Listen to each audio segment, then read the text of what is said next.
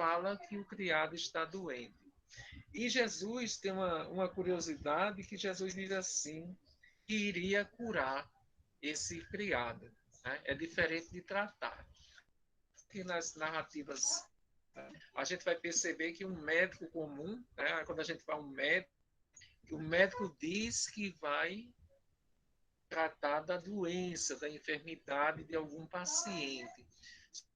Jesus, Jesus diz que vai curar, né? É muito mais sério.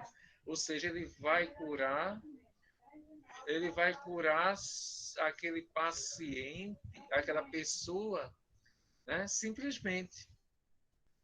E aí, o centurião chega para Jesus e diz que não é necessário nem que Jesus fosse à casa dele, uma vez que ele se achava não digno da presença do Mestre. Então, ele pede para que Jesus não tenha esse trabalho de ir até a casa dele. E aí Jesus se admira da fé daquele centurião, né? E segundo a vontade do Mestre, o criado daquele centurião fica curado, né? Pelo impulso do mestre. Então, um exemplo também que a gente vê de fé, né? Aquela fé segura, aquela fé raciocinada que ele, né, acreditou, ele tinha certeza que bastava a vontade de Jesus para que o criado ficasse curado. Né? É um exemplo de fé, aquela fé firme, né? Que nós, a maioria ainda precisa desenvolver no íntimo essa fé para não estar entrando em desespero, né, em pânico, com coisas que acontecem num mundo como esse, que é um mundo de expiações e provas. Então, a gente já viu a fé quanto ao nível de evolução de cada um de nós, do nível de crescimento, de maturidade, que ela pode ser firme, robusta ou uma fé vacilante. A gente já viu quanto ao nível de compreensão que ela pode ser raciocinada ou pode ser. E aí a gente vai ver quanto ao nível de atuação, né? Quanto ao nível de atuação, a fé pode ser ativa ou inativa, né? Aí nós vamos para exemplo no livro sagrado, né, na Bíblia Sagrada, onde nós vamos encontrar no livro de Tiago, do apóstolo Tiago, nós vamos encontrar uma passagem que fala a respeito da fé e a ação. E diz o seguinte, Tiago, meus irmãos, que adianta alguém dizer que tem fé se ela não vier com ações? Será que essa fé pode salvá-lo? Por exemplo, pode haver irmãos ou irmãs que precisam de roupa e que não têm nada para comer. Se vocês não lhes dão o que eles precisam para viver, não adianta nada dizer. Que Deus os abençoe. Vistam agasalhos e comam bem. Portanto, a fé é assim, se não vier acompanhada de ações, é coisa morta. Então, nós vamos encontrar no livro sagrado, né, na Bíblia Sagrada, uma passagem de Tiago que fala a respeito de que a fé, se ela é acompanhada de obras, né, ela é uma fé morta, ou seja, ela não gera atividade, ações. Nós vamos também encontrar uma passagem quando Jesus diz: Eu tive fome e me deste de comer. Eu tive sede, me deste de beber. Eu estive doente e foste me visitar. E assim o mestre começa a enumerar uma série de coisas, de ações. E aí pergunta, mas senhor, quando foi que nos doentes? Aí começa perguntando. O mestre, ele diz assim: todas as vezes que assistides a um mais desses pequeninos de meus irmãos, é a mim mesmo que fiz. Então aí a gente percebe a questão das obras, a questão do bem, a questão do amor. né? Nós vamos entrar agora no tópico que fala exatamente, no segundo, né, que fala a respeito da fé, né, que é o tema de hoje, a fé e a caridade, que estão interligados, ou seja, que um está acompanhado com o outro. Nós vamos encontrar lá no Livro dos Espíritos, né, dentro da lei de justiça, de amor e de caridade, né, dentro do tópico Livro dos Espíritos, parte terceira, capítulo 11. Aí nós temos caridade e amor ao próximo. Nós temos a questão 886 do Livro dos Espíritos. E o senhor Allan Kardec, ele pergunta ao Espírito da Verdade, na questão 886 do Livro dos Espíritos, qual o verdadeiro sentido da palavra caridade como a entendia Jesus. Então, o senhor Allan Kardec, ele quis entender, ele quis saber, melhor dizendo, como era que Jesus entendia o significado da palavra caridade, o que era que a caridade representava para Jesus, né? E o Espírito da Verdade responde, né? No entendimento de Jesus, se resumia o seguinte: benevolência para com todos, indulgência para com as imperfeições alheias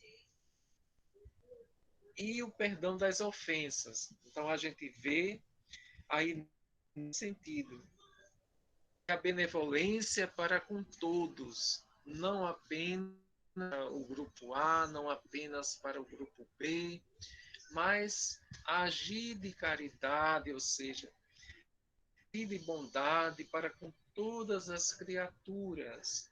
Aí nós temos também a questão da indulgência.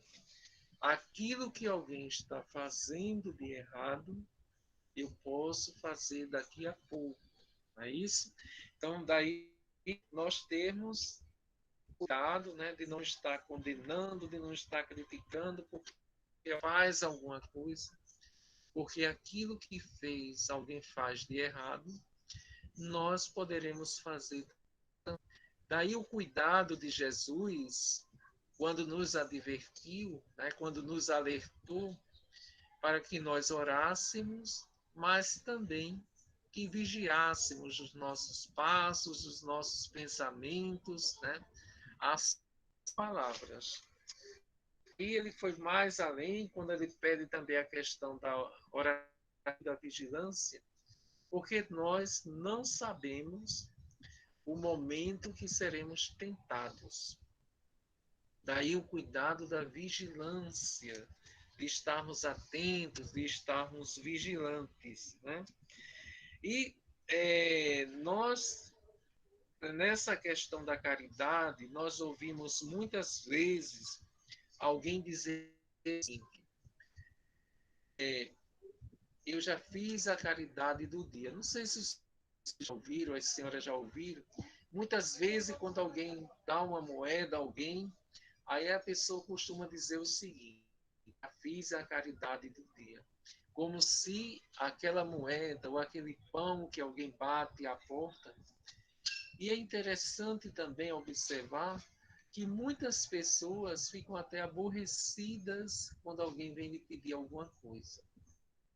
Quem não já ouviu alguém assim, mas tanta casa para pedir e as logo a minha. Tanta gente para pedir e veio pedir logo a mim, né? Às vezes nós ouvimos pessoas nessa situação. Pessoas que estão perdendo a oportunidade de fazer o bem, de exercitar o amor, e aí elas ficam, né?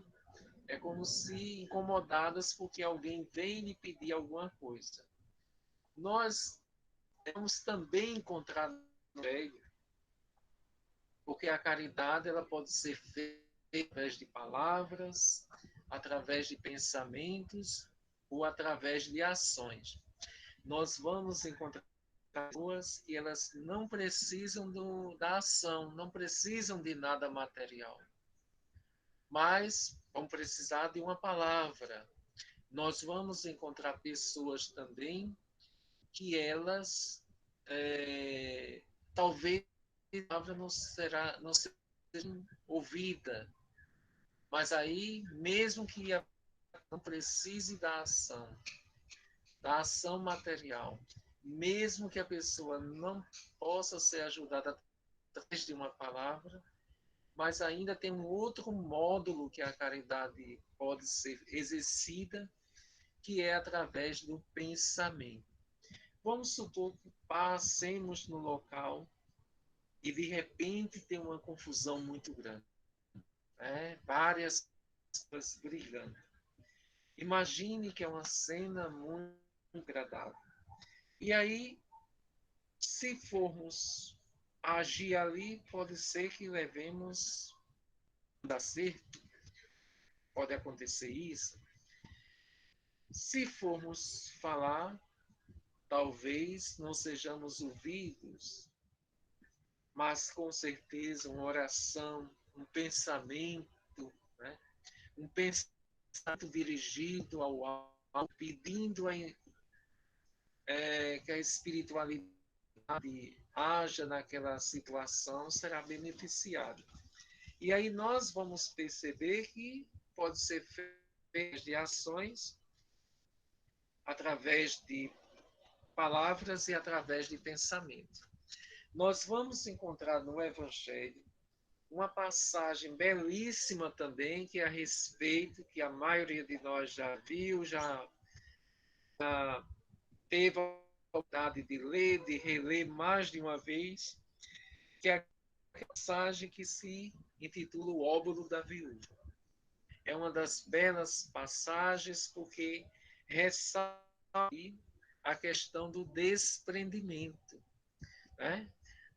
Jesus, as narrativas evangélicas apontam que Jesus estava diante do templo com os discípulos e uma pobre viúva chega ali, coloca as moedas, né, aquilo que ela tinha, a única coisa que ela tinha, e ela dá a sua oferta, enquanto que as pessoas davam daquilo que tinha em abundância. E aí Jesus fala com os discípulos e ele mostra que aquela mulher, ela doou muito mais, porque ela doou aquilo que era de maneira essencial, que era necessária. Então isso leva, ou seja, a gente vai perceber o quê? Que a caridade deve ser essencial, darmos daquilo que muitas vezes nos fará falta. A caridade também deve ser espontânea e deve ser desinteressada. Ou seja, devemos exercitar a caridade porque ela faz bem, a gente se sente bem. E ela deve ser espontânea, não deve ser forçada de maneira alguma. Porque tudo aquilo que faz de maneira forçada não é bom, não é legal. E ela deve ser desinteressada, jamais nos fazer algo esperando a retribuição. Quando nós fazemos algo esperando retribuição, é comum termos decepção. E aí nós vamos encontrar várias pessoas no seu dia a dia que é assim, eu fiz tanto por fulano, eu ajudei tanto a fulano, e eu tive tal paga, né? Porque estava esperando a retribuição. Então, toda vez que nós esperamos a retribuição, é comum termos a decepção.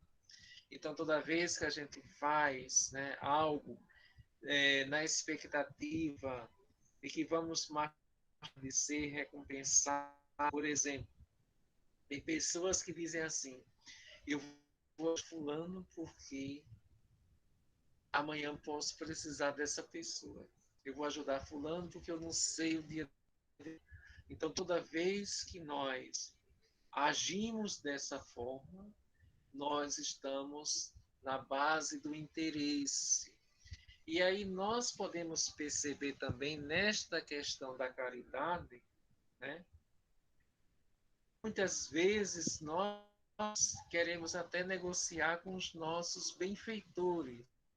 Quantas vezes nós podemos dizer assim: olha, meu irmão, se eu conseguir isso, eu prometo que vou fazer isso. Se eu conseguir tal coisa, eu prometo dar tanto. E aí a gente muitas vezes quer comercializar com os benfeitores as bênçãos, né? E é um grande erro. A caridade deve ser desinteressada, não deve ser na base do interesse. A gente tem que aprender a fazer o bem, porque o bem faz. E toda vez que nós temos a oportunidade de fazer o bem, nós experimentamos uma satisfação muito grande. Lá no Evangelho também, nós vamos encontrar no capítulo 15, né, fora da caridade não há salvação. O capítulo 15. Mas também no capítulo 16, não se pode ser Deus e a mamon, vamos encontrar um texto que fala exatamente a respeito do desprendimento dos bens terrenos. E o Espírito começa dizendo o seguinte, só para que a gente possa ter uma ideia, lá no item 14, o Espírito começa o seguinte: venham, meus irmãos, meus amigos, trazer móbulo, a fim de avançar desassombradamente pela senda do aperfeiçoamento que entraste. Nós nos devemos uns aos outros. Somente pela união fraternal entre os espíritos e os encarnados será possível a regeneração. O amor aos bens terrenos constitui um dos mais fortes óbices ao vosso adiantamento moral e espiritual. Né? O Espírito nos alerta que o apego aos bens terrenos constitui um obstáculo muito grande para o nosso adiantamento moral e espiritual. E ele diz assim: pelo apego à posse de tais bens, destruís as vossas faculdades de amar, com as quais aplicar todas as coisas materiais. Então, esse apego aos bens terrenos faz com que a gente fique com o coração gelado, coração frio, coração duro, né? Porque nós vamos estar sempre calculando. Aí entra a questão do egoísmo. Muitas vezes vamos estar calculando cada que nós fazemos, né? Quantas vezes nós vamos fazer uma ação e já estamos preocupados com o resultado positivo que aquilo possa ter, ou o reconhecimento de alguém, né? Então, esse aí está tudo na base do interesse. E é preciso que a gente fique atento a essas coisas, né? Para não fazer algo, né? Também é interessante observar, nós estamos no mundo de expiações e provas. E é comum ainda, segundo os espíritos, sentimento de gratidão. Porque aí tem pessoas que de repente faz algo bom para outra pessoa e essa pessoa não corresponde. Aí ela começa a taxar outro de ingrato, né? Sente-se incomodado, fica magoado, ofendido. Nós estamos no mundo, né, conforme os espíritos nos advertem, orientam, nos esclarecem que é um mundo onde a gratidão ainda é um sentimento raro. Raríssimos são aqueles que conseguem agradecer as bênçãos que recebe durante o dia. Nós saímos, nós chegamos, nos alimentamos, trabalhamos, ou seja, profissionalmente, seja no ambiente ou seja, fazemos as tarefas e muitas vezes nós não agradecemos a Deus a oportunidade que temos. Muitas vezes nós estamos abatidos, tristes, aí de repente alguém chega, aí faz com que a gente modifique os nossos panoramas mentais e a gente não agradece. né? E aí a gente cobra tanta gratidão dos outros por alguma ação boa que faz e a gente não consegue muitas vezes agradecer a Deus, né? Se chove, reclamamos, se faz sol, reclamamos. Então somos almas, né, com essas dificuldades de agradecer, com essas dificuldades de aprendizado e nos queixamos muito, né? Nós estamos numa época agora onde foi necessário que nós nos readequássemos a uma nova situação. Nós tendo agora, por exemplo, a questão é um trabalho virtual, onde antes nem imaginávamos passar por isso, né? Nessas situações. E aí a gente vê as questões das readequações, né? Que nós temos que nos estarmos conforme o dito popular, dançar conforme a música. E aí a gente percebe no nosso dia a dia o quê? A gente vê um monte de gente dizendo assim, eu tivesse um feriado para eu ficar em eu queria que tivesse uma folga para eu ficar em casa, né? Então a gente tem muitas pessoas falando isso e de repente houve, né, forçadamente uma oportunidade aí para que a gente ficasse mais no domicílio doméstico. E aí a gente percebeu que uma grande maioria já está saturada do ambiente doméstico. E a gente, quando pega aquela obra, né, ou seja, tendo que conviver com a família, tendo que conviver com as pessoas mais próximas. Quando a gente pega a obra de Neio Lúcio, Jesus no Lar, e aí nós vamos nas primeiras lições, aquelas passagens quando Jesus fala que é dentro do ambiente doméstico, é o nosso templo da escola da alma, o nosso templo da alma, ou seja, onde nós vamos ter as primeiras lições de vida. Particularmente, eu digo que não existe lugar melhor do mundo do que a nossa casa, né? Do que o nosso ambiente doméstico. Né? Até mesmo que são, dentro do ambiente doméstico que nós podemos também exercer a caridade com aqueles que estão partilhando da nossa escalada terrena.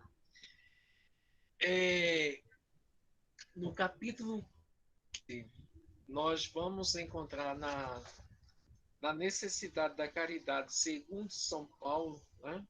Ou seja, a questão da caridade. Então, a gente pode perceber até agora que a caridade não é apenas doar alguma coisa, né? Que muitas vezes a gente faz uma ação, a gente tenta arrumar o guarda-roupa, tem um monte de peças para doar, e quando a gente vai perceber, mais de 50% das peças que estávamos pretendendo doar termina voltando para a gaveta de novo.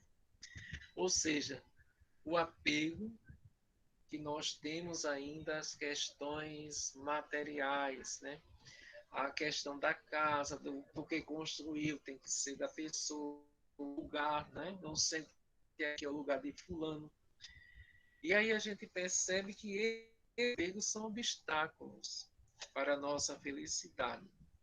Mas no capítulo 15 do Evangelho, Espiritismo, nós vamos encontrar dentro da caridade, quando necessidade da caridade, segundo São Paulo, capítulo 15, nós temos aqui, ele começa aqui dizendo assim, ainda quando eu falasse as línguas dos homens e as dos anjos, se eu não tiver caridade, serei como o bronze que sou, é um símbolo que retine. Ainda quando tivesse o dom de profecia que penetrasse todos os mistérios e tivesse perfeita ciência das coisas, ainda quando tivesse toda a fé possível até o ponto de transportar montanhas, se não tiver caridade, nada sou. E quando houvesse distribuído os meus bens para alimentar os pobres, e houvesse entregado meu corpo a ser queimado, se não tivesse caridade, tudo isso de nada serviria. A caridade é paciente, né? Então aqui a gente pode perceber dentro desse texto que ela é paciente, não precisa ser precipitada, não precisa querer mostrar, porque pensemos o seguinte, nós não vamos ser avaliados analisados pela quantidade de coisas que fizemos, mas nós seremos levados em conta a quantidade de amor que colocamos em cada coisa que fazemos. Então não adianta muitas vezes fazer uma coisa se o coração está distante, se o coração está longe. Então muitas vezes não, com certeza um pão doado com muito amor vale muito mais do que um caminhão carregado de coisas. Tem o lado social, o lado da beneficência, mas é preciso que esteja imbuído do sentimento, né? Do sentimento de solidariedade, de fraternidade e que esteja com a caridade. Aí ele diz assim, branda e benfazeja. A caridade não é invejosa, de forma alguma, né? As ações a gente tem que fazer pelo prazer de sentir. Não é nesse sentido, fulano fez isso, ou conseguiu isso e aquilo outro. Não é bem assim. Nós temos porque o bem faz bem. E os espíritos informam. Cada bem que faz, né, é uma luz que acendemos em torno dos nossos próprios passos. Só um minutinho.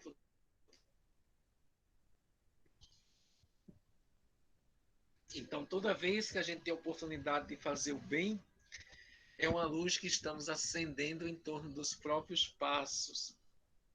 Aí, continuando aqui, diz: a caridade é temerária, nem precipitada, não se enche de orgulho, né? Nessa questão, não se enche de orgulho, nós vamos encontrar uma passagem no Evangelho quando Jesus já nos alerta: não possa a mão esquerda o que faz a mão direita. Ou seja, a caridade é modesta, é simples, não precisa de alarde, porque muitas vezes alguém pode ajudar o outro e comentar, né? Aí Jesus já nos adverte para que seja sem ostentação, né? E é tão importante a caridade que o próprio mestre nos aponta assim duas virtudes que nos aproximam de Deus: a caridade, duas chagas que nos afastam de Deus, que é o orgulho e o egoísmo, né? São duas chagas que nos afastam de Deus. E a caridade, ao contrário, vai nos aproximar de Deus. Agora, novamente, para que a caridade tenha mérito, é preciso que ela seja desinteressada, espontânea, fazer porque realmente sente vontade de fazer. Não é porque ninguém disse que tinha que fazer, não é porque alguém disse que se fizesse a caridade ia conseguir tal coisa, ela tem que ser espontânea. E tem que dar, muitas vezes, daquilo conforme o óbolo da viúva. Aí, continuando aqui, a caridade, vamos adiantar por causa do tempo, aí nós temos aqui que diz a caridade não suspeita mal. Né? Então, dá alguma coisa a alguém, tem que ficar pensando se for usar para esse fim ou para aquele outro fim. Dá e deixar, né? Não ficar questionando, né? Muitas vezes alguém vai dar uma ajuda a alguém e fica dizendo assim: você vai usar o mesmo, você vai usar o mesmo, né? Então deu a pessoa aí. Ou então muitas vezes impor coisas, né? Coisas humilhantes, situações humilhantes. E ainda voltando para a questão 886 e o Livro dos Espíritos, nós ainda vamos perceber que no entendimento de Jesus, do entendimento do Mestre, que é a caridade, a benevolência, a indulgência, o perdão, nós perceber que o perdão, né, o perdão realmente com amor, o perdão no sentido de reerguer, vai fazer um bem grande à criatura, né? Até mesmo porque se a gente pegar a palavra perdão, nós vamos perceber que o quê? Que uma pessoa exerce o perdão a outra. A gente poderia até fazer aqui um joguinho, né? Um joguinho sério, mas no sentido assim. Por exemplo, quando alguém perdoa alguém, com a letra P, ele vai intimamente experimentar. Eu acredito que vocês estão pensando aí, paz, não é isso? Se alguém perdoa outro, naturalmente vai experimentar paz. Com a ideia do perdão, se alguém perdoa outro, ele está em entendimento, né? Já está enxergando algumas coisas. Com a letra E, né? A gente já viu com a P, quando perdoa alguém, né? Para mostrar que o perdão é um dos sentimentos mais nobres também. Quando com P é paz, com E é entendimento e com R. Eu estou falando como se você estivesse ao vivo. Mas com a letra R seria a renovação. A perdoa alguém está se renovando. Com a letra D do perdão seria discernimento. A pessoa está optando pelo caminho do bem, não do revide, não da revolta, não da vingança. Com a letra A seria uma prova de amor ou de amizade, né? Perdoando. E com a letra O seria uma oportunidade, dando àquele outro a oportunidade de reequilibrar. A questão do perdão é tão importante que está na questão 886 do Livro dos Espíritos, na questão do entendimento de Jesus, que numa de suas passagens também no Evangelho, nós vamos encontrar quando Pedro chega para o mestre, né, e pergunta quantas vezes devo perdoar o irmão que tiver ofendido, né, que tiver cometido uma falta. E aí Jesus, para ver o quanto tanto a questão do perdão, que é perdão é libertação, é paz interior, Jesus dá um número aí. Não apenas 7 vezes, conforme Pedro questiona. Vezes. E aí Jesus responde a Pedro que devemos perdoar os ofensores de uma forma ilimitada. Ele dá uma sequência aí de 70 vezes 7 vezes, que dá um número razoável aí, mas que a gente perdoar de forma ilimitada aqueles que nos têm ofendido. Então, o assunto de hoje, né, que nós já estamos, né, pelo menos aqui no meu computador aparece 20 horas e 52 minutos. A gente viu no trabalho de hoje, né, no estudo de hoje, a questão da fé, que a fé, a cada dia a gente vai diante dos vendavais da existência, diante das situações da vida, dos altos e das subidas, a gente vai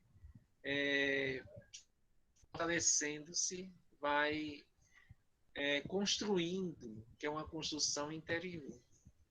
Então, a gente, no nosso dia a dia, nas adversidades, né?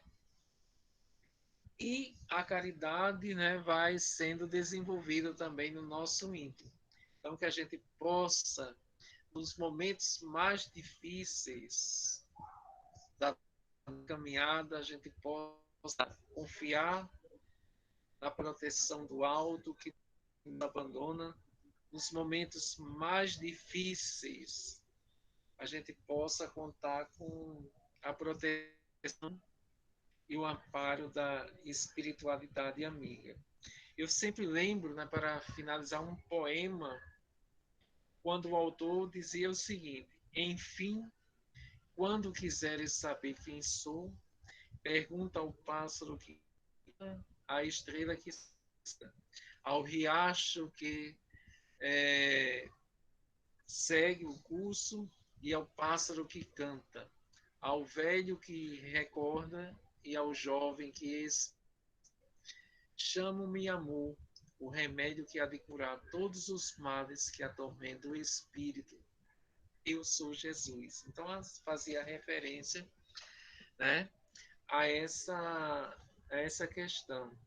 Ou seja, Jesus nos abençoe, nos fortaleça, nos ajude e que nesses momentos em que nós estamos vivenciando dias de tempestade, que possa manter a calma, a confiança e tendo a certeza de que Ele continua sendo e continuará sendo sempre o capitão da nossa embarcação. Com Ele não há o que temer. Com Jesus tudo podemos e tudo fazemos. Que Ele nos abençoe, que Ele nos proteja, que Ele permaneça em nossos corações hoje e sempre. Muita paz e que todos nós possamos ser semeadores da fé, semeadores do bem, semeadores do amor. Muita paz e muita luz.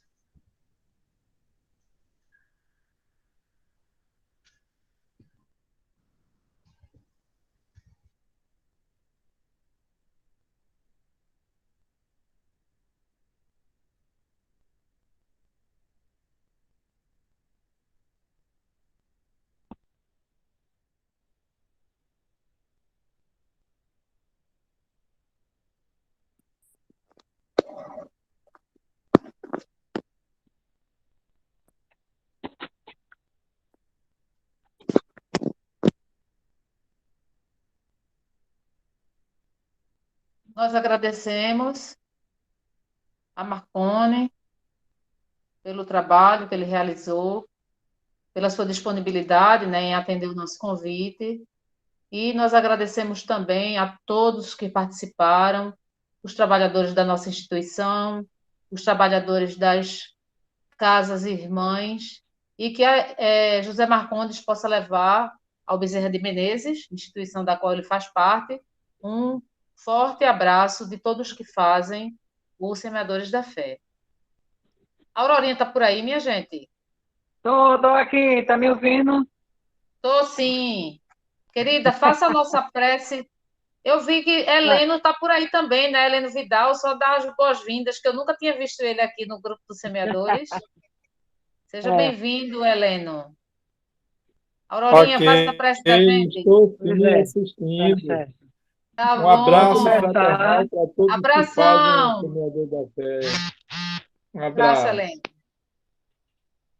É, vamos elevar o nosso pensamento a Deus, a Jesus, e agradecer mais uma vez essa oportunidade de estarmos juntos, né? Estarmos juntos, cada um preocupado com cada um. Isso é muito bom. E que possamos, cada dia mais, nos fortalecermos na fé para podermos ter força de continuarmos nessa batalha e nessa caminhada. Sendo assim, Pai de luz e de bondade, renova a nossa fé, a nossa saúde e a nossa inteligência. Obrigado por tudo e por todos. Que viver no amor e na fé é o maior desafio do ser humano. Então vamos caminhar com esse desafio, todos de mão dada. Muita paz e muita luz para todos. Um abraço. Que assim seja. Paz e luz a todos. Um grande abraço. Obrigada mais uma vez, Marcondes.